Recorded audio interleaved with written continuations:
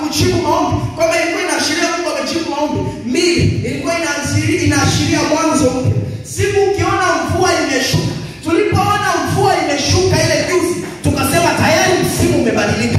Haiwezi kuwa tena kiangazi. Because every time rain inapokuwa imeshuka, inakuwa imeashiria tumeanzisha jambo jipya.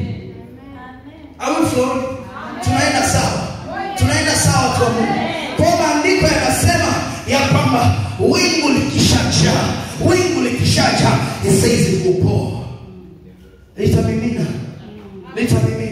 Kwa Biblia ulipoona mvua, alikuwa amejibu maombi. Secondly, alikuwa nimesema issue ya pili ni Mungu alikuwa ameanzisha msimu mpya kwa watu. Mungu akitaka kujibu kwamba amesikia maombi ya wengi, he releases rain.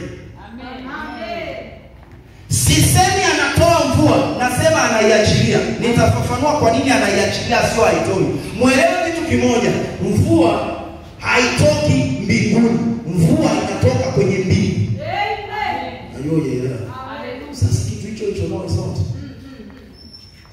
Mvua ingekuwa inatoka mbinguni, wachawi wasingekuwa wanaweza kuzuia mvua. Mimi natoka kwenye kijiji ambacho mchawi anaweza kuzuia mvua. Mpaka mkamwombe, mkimuuzi, anasema sasa mtaona.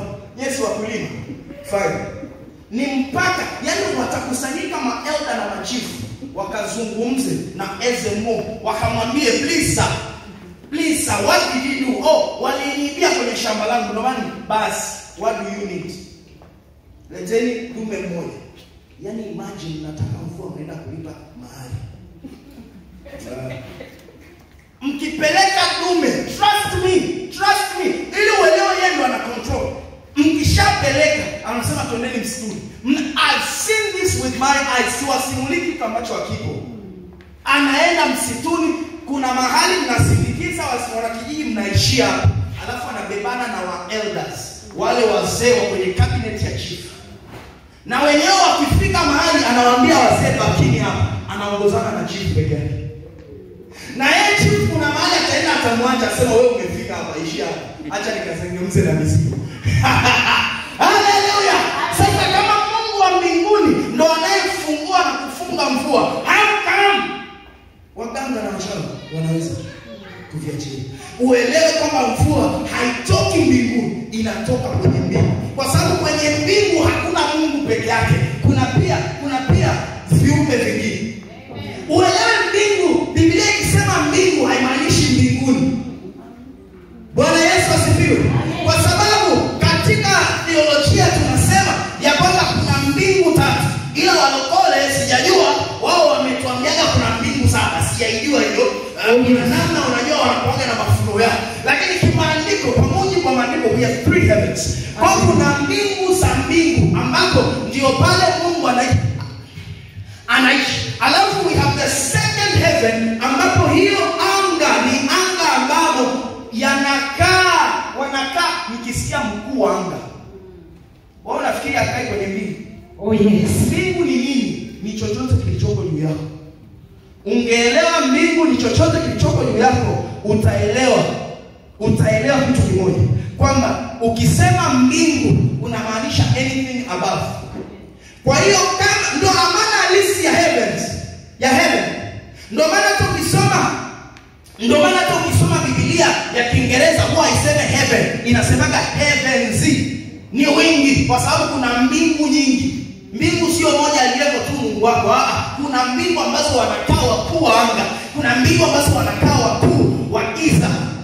Bwana Yesu asifiwe. Amen. Andiko anasema Danieli aliomba siku 21 na aliyekuwa amemzuia ni mkuu wa anga. Alikuwa anaitwa mkuu wa Uajemi.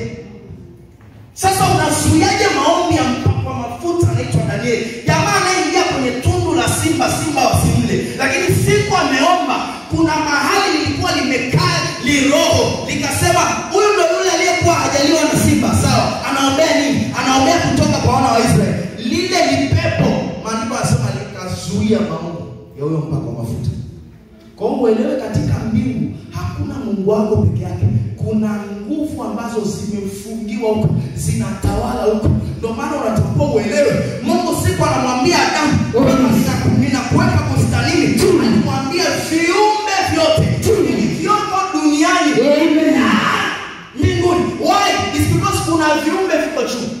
Amen. Amen. Mnajua kitu kinaitwa aliens? Ndio. Nani anajua alien? Umewahi kusikia kitu kinaitwa alien? Yaani basi mko mjue na kanisa la wasomi. Haleluya. Amen. Kwa mujibu wa sayansi wanasema hawapo. Aliens ni viumbe ambavyo vinatoka nje ya sayari. Wanasema havipo. Lakini ni kuhakikishie vipo. Na kuna videos dhahiri. Achana na wakati hii dunia ya AI ambayo watu wanatengeneza wa video. Hizi video zimechukuliwa zamani kabla hata ya masuala ya editing hayajatokea. Vikao vya hao aliens, viumbe kutoka nje ya sayari. Lakini kila wakitoka NASA ambao ndo wakuu huwa wanasema hamna kitu kinaitwa hicho, puzeni hizo ni video za kweli. Video ya kweli 1945 inatoka hapo. Ni vile vile ambavyo ukiwauliza the Freemasons, when Freemasons wao wanasema hamna kitu kama hicho. Lakini kipo. Mbona tunakutana nacho? Lakini kipo. Mbona tunapofanya deliverance kipo? Lakini kipo. Mbona wana nyumba za kwa ukienda hapo Moshi kuna jengo la Freemasons. Tembea wewe, Moshi hapo ni HF 5. Bwana Yesu asifiwe. Kama una nguvu ya kwenda kufunga Isa kwenye mahesabu, tafuta nguvu ya kwenda hapo Moshi, kaone jengo, lione tu.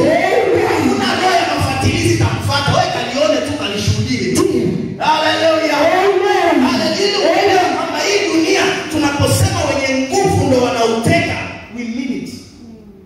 Nilishawaambia Christians tunaomba sana, lakini kwa nini hatuko katika mabarasa ambayo tunastahili kuwa? Ni kwa sababu hatuna maarifa. Tunatakiwa tufike mahali tuelewe kwamba wanaomiliki na kutawala ni wale ambao mbingu yao imejaa. Anasema wingu likijaa litamimina. Kwa kama natakiwa nimiminiwe mafuta ya kuwa waziri, sitakaa niwe waziri mpaka wingu liwe limejaa. Bwana Yesu asifiwe. Watu wa giza mbona wanamimina mawingu yao yanamimina, wanajikuta wako katika sectors ambazo ni nyeti kwa sababu they know principle. Katika ulimwengu wa roho kuna fedha aina mbili tu. Imani na damu.